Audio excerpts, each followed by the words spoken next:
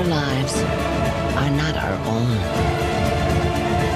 We are bound to others, past and present. It's always a pleasure to see you, Susan. Nice to meet you, Hugo. It's such an interesting film, starting with the acting exercise.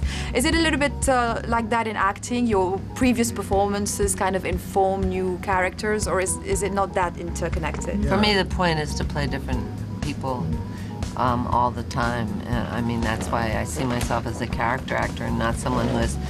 I'm kind of boring personally, as opposed to people... You too. Who you know, have these extraordinary personalities and play themselves over and over. I consider myself a character actor. And so you want to do different things that give you a chance to kind of enforced compassion when you're in someone else's skin. So to have the opportunity to do that a number of times in the one film is kind of really, it's a real And treat. to see so many people just jumping in and out of, you know, with no sense of, no trepidation whatsoever was really fun. And by each crime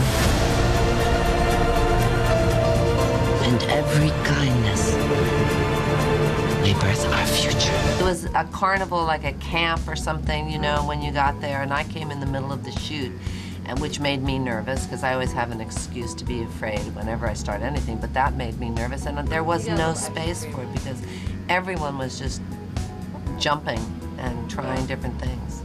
My dear Sigsmith, I am in desperate need of your help. I got hooked on a journal written in 1849 by a dying lawyer during a voyage from a Pacific isle to San Francisco.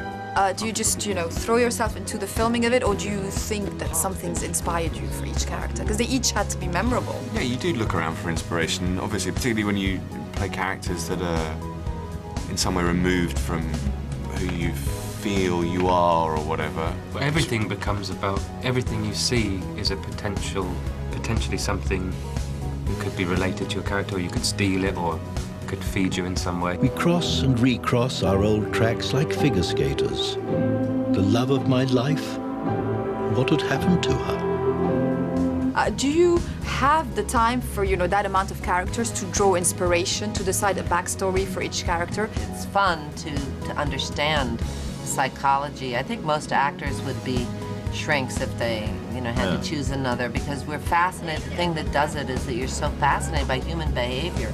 I mean, I'm never bored, no matter where I am, because I'm just so amazed at the capacity of people to rationalize things and how they've managed to survive, you know, through the heartbreak of their lives. I feel like something important has happened to me.